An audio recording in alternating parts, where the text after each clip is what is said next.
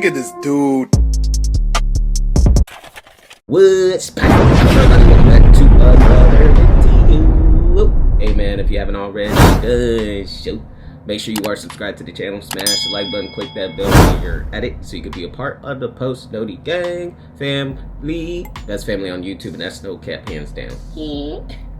Hey man, we are here for another Ray William Johnson video today. We got He Tried to Kill the President.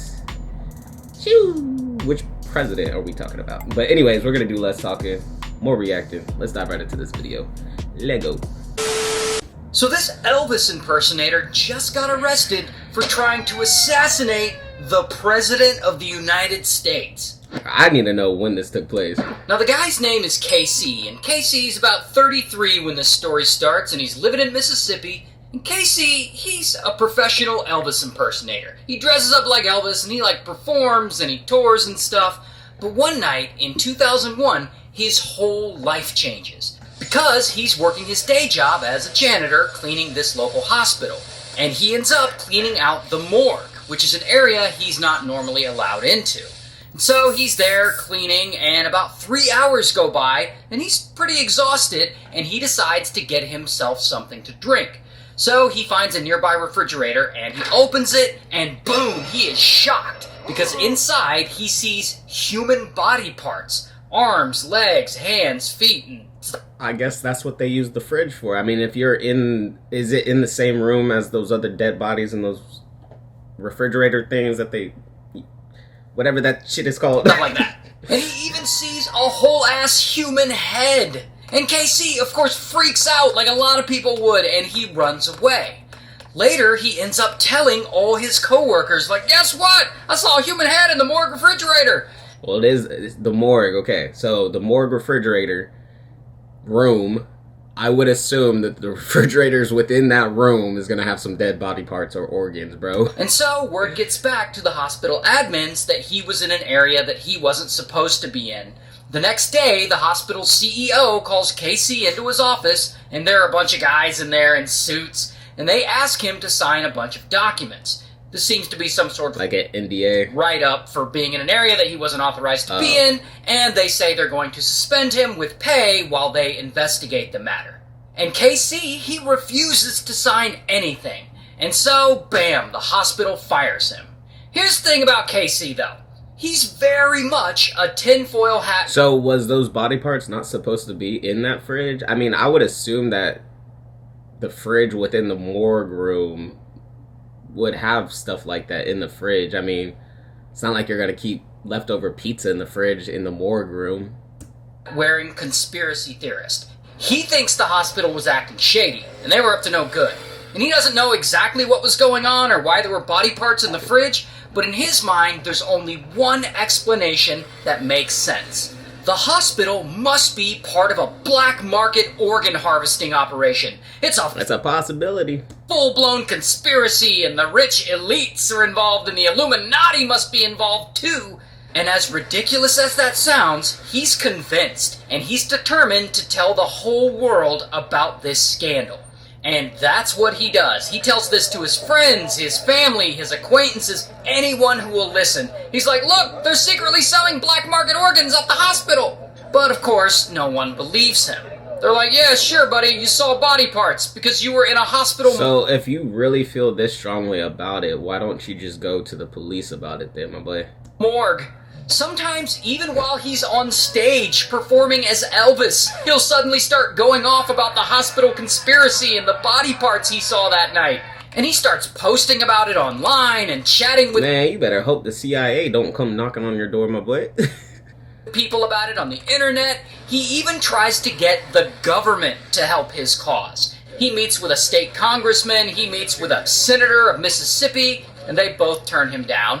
After they turn him down, KC gets all mad and he starts trying to blame the government, and he starts accusing them. Damn, he really got obsessive over this. Them of being in on the conspiracy, and he's like going off about how no one wants to help him and how they're all trying to cover it up. So this is not... I ain't gonna lie, I would keep my mouth shut.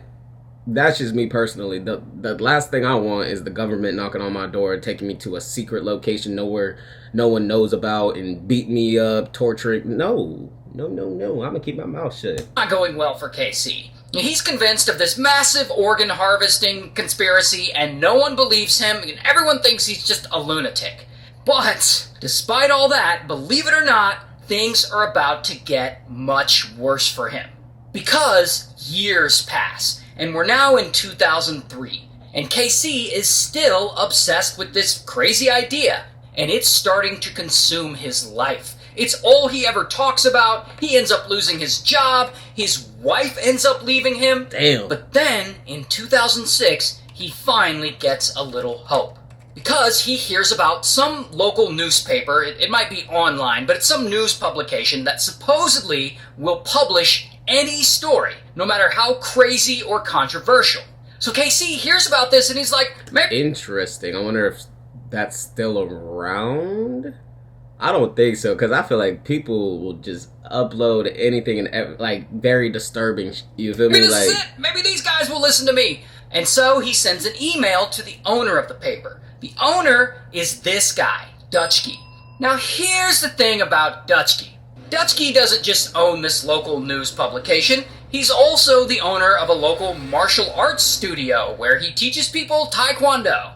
And he's also an aspiring politician. And he's currently running for the Mississippi House of Representatives. And while his paper may be willing to publish almost anything, Dutchky doesn't want to be associated with KC's wild claims about the government being involved in some organ harvesting conspiracy. He thinks it might make his campaign look bad. So, he ignores the email. Yeah, see, everybody try to stay clear from that. Like I said, I would just keep my mouth shut. I ain't trying to mess with the government, bruh. Once you put a target on your back like that, bro, shit. Then KC calls and leaves a voicemail, but Dutchky ignores that too.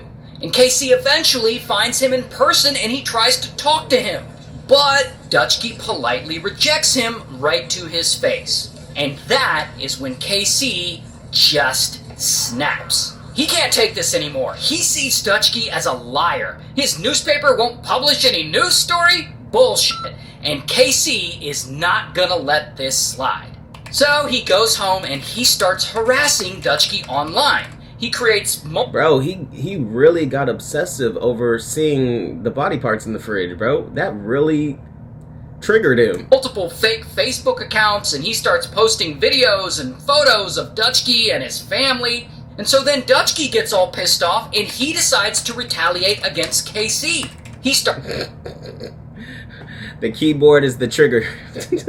Starts stalking KC's social media, and he'll find out when he's scheduled to perform as Elvis, and he'll call up the venues he's performing at, and he'll warn them not to book him. Don't book that psycho. And so this rivalry back and forth goes on for years. But then, in 2013, something crazy happens. Dutchky actually gets in trouble with the law for exposing himself to school-age girls. And that's a whole other story. But regardless, he gets 90 days in jail. And of course, KC capitalizes on this. He starts... Damn, bro. He only got 90 days, though, so it's not that bad, but still, what the fuck? Mocking him publicly and posting about it on the internet, making sure that everyone hears about it. And that is when Dutchky finally just loses it. And now he feels like he's got to get the ultimate revenge on KC. He's got to get his lick back. And so he comes up with an insane plan to make him stop harassing him once and for all. He's gonna frame KC for a crime. So one day, that same year, 2013, he gets some castor beans and he grinds them up in a coffee grinder to make ricin, which is poison, an extremely deadly poison. And he puts this poison into envelopes with letters, and he mails these letters to people KC has had beef with in the past. That way it'll look like KC sent them. Oh. Like he sends a poison letter. So we're framing now. To that Mississippi senator, the one who wouldn't listen to KC about the conspiracy. He sends another one to a judge who had sentenced him to jail one time. And for some reason, he sends one to the President of the United States at the time, Barack Obama.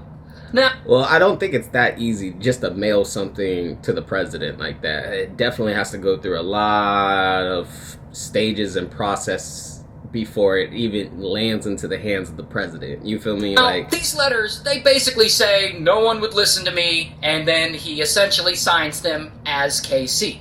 Now, none of these guys who these letters were sent to opened their own mail, especially the President of the United States. see, that's what I'm saying. So none of these guys were hurt by the ricin.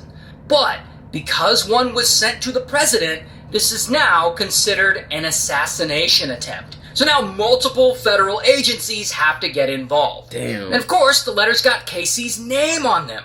Plus, the feds look him up, and they see that he's very openly a nutty conspiracy theory guy who's very angry at the government. So naturally, they think You for real put a target on your back, my boy. Like, he's guilty, and bam, they arrest him. And I don't have a mugshot, but here's a picture of him.